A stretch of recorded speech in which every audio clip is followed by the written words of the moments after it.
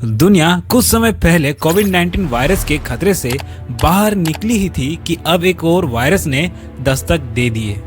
Next, the highly infectious disease Mpox has been declared a public health emergency of international concern by the world. जी हाँ, हम बात कर रहे हैं Mpox virus की, जिसे मंकी पॉक्स वायरस भी कहते हैं। जनवरी 2023 से अब तक 99,176 से भी अधिक केसेस सामने आ चुके हैं एंड 208 से भी अधिक लोगों ने अपनी जान गंवा चुके हैं। एमपॉक्स वायरस के मामले सबसे पहले अफ्रीका में ही मिले थे, लेकिन ये वायरस अफ्रीका से निकलकर दुनिया के 116 देशों में अब तक फैल चुका है, जिसमें हमारा इंडिया भी शामिल है।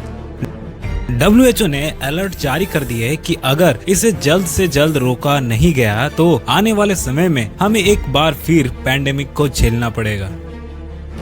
इस एमपॉक्स वायरस के कमजोर वेरिएंट ने 2022 में ही अपनी एक झलक देख चुका है, लेकिन इस बार पिछले वाले वेरिएंट से कई गुना ज्यादा स्ट्रॉन्ग एंड फास्ट है और ये वायरस कोविड से 7 टाइम्स ज्यादा खतरनाक है। लेकिन अब सवाल ये आता है कि क्या हम एक और पैंडेमिक की तरफ बढ़ रहे हैं? क्या फिर से लॉकडाउन लगने वाले हैं? आखिर अफ्रीका में ऐसा क्या हुआ जिससे ये वायरस ने जन्म लिया? ये सभी सवालों के जवाब जानेंगे इसी वीडियो में। अगर आपने हमारे चैनल पर सब्सक्राइब नहीं किया है तो अभी सब्सक्राइब कर दें और बगल वाले बेल आइकन को जरूर ऑन कर दें। आइए जानते हैं। इस वायरस की पहचान वैज्ञानिकों ने पहली बार 1958 में की थी, जब डेनमार्क के कुछ वैज्ञानिकों ने पोलियो वैक्सीन की टेस्ट करने के लिए सिंगापुर से कुछ बंदरों को लाया गया था। जब वो बंदर डेनमार्क पहुंचे तो उनमें से एक बंदर किसी वायरस के सिम्टम्स को दिखा रहा था। जब उन्होंने इस बंदर के वायरस के सिम्टम्स को लेकर टेस्ट किया तो पता चला कि ये एक नई तरह की वायरस पॉक्स वायरस से इन्फेक्टेड था, जिसे एमपॉक्स वायरस के नाम से जाना जाता है, क्योंकि इसे मंकी में पहली बार देखा गया था। ये वायरस इंसानों में सबसे पहले कांगो में रहने वाले कबीले के एक 9 साल के बच्चे में इस वायरस का असर देखने को मिला। दरअसल ये कबीला एमपॉक्स वायरस से इन्फेक्टेड बंदरों के संपर्क में रहा करता था, जिसके चलते इस वायरस ने इस कबीले वालों के बॉडी में अपना घर बना लिया, जिसके बाद इसके खतरनाक वेरिएंट ने उस बच्चे की जान ले ली।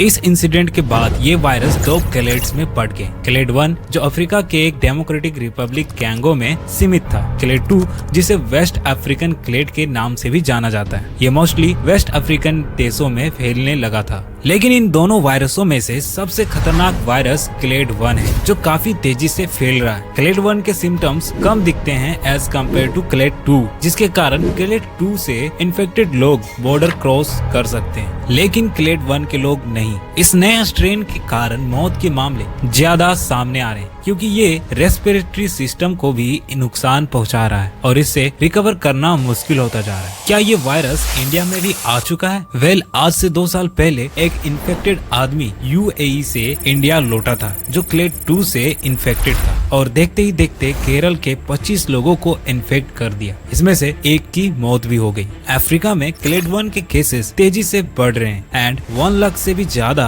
अफ्रीकन इंडिया में मेडिकल एजुकेशन और कई कारणों से हर साल आते हैं। अगर ये वायरस इंडिया में पूरी तरह से फैल जाता है तो इससे बचना पॉसिबल नहीं है। वैसे भी इस वायरस को फैलने में ज्यादा कुछ नहीं लगता। अगर किसी इन्फेक्टेड इंसान या जानवर के स्किन पर लीजन्स हैं, अगर इन्होंने किसी चीज को छू लिया तो बस आपको इन्फेक्ट होने से कोई नहीं रोक सकता। अगर इस वायरस ने आपको अपने चपेट में ले लिया तो आपके साथ क्या क्या हो सकता है, या फिर ये कैसा पता चलेगा कि हमें वायरस ने इन्फेक्ट कर दिया है?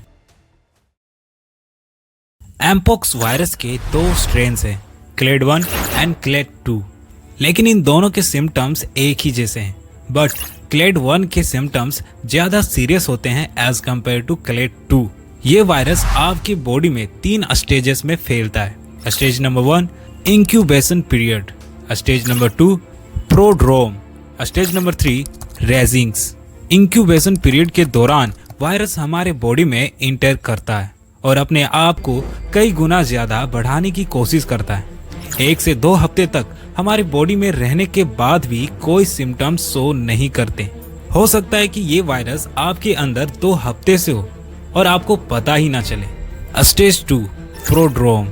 इस स्टेज में वायरस के सिम्टम्स दिखना शुरू हो जाएंगे, जैसे वीकनेस, फीवर, थकान, गले में सूजन, जो कि किसी भी वायरल इन्फेक्शंस में दिखते हैं। सो अगर आपको बहुत तेज फीवर, हेडेक, थकान और शरीर पर कहीं गिल्टी दिखाई दे रही है तो आपको एमपॉक्स वायरस ने इन्फेक्ट कर चुका है और इस हालत में आपको तुरंत डॉक्टर के पास जाना चाहिए।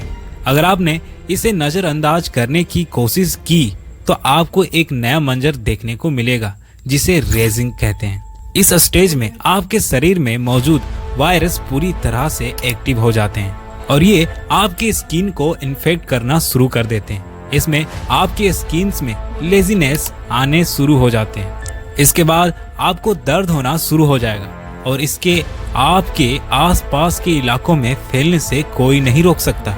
ये वायरस उन सभी में फैल सकता है आप जिनसे कांटेक्ट में आते हो। अगर किसी को एमपॉक्स वायरस ने इन्फेक्ट कर लिया है तो उन्हें क्या करना चाहिए? WHO ने कुछ गाइडलाइंस दिए हैं जिसे आपको फॉलो करना होगा। सबसे पहले तो आपको पर्सनल हाइजीन का ध्यान रखना होगा। उन सभी चीजों को सैनिटाइज करना होगा जिन्हें लोग बार बार छूते या यूज करते हैं।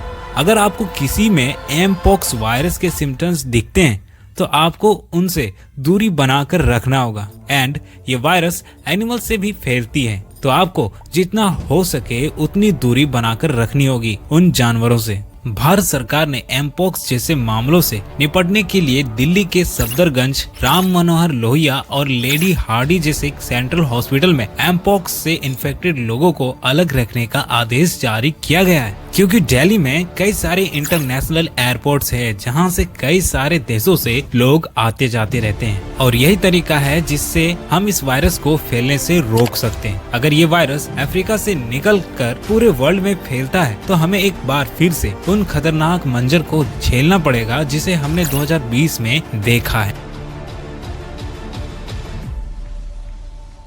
आई होप आपको वीडियो अच्छी लगी हो।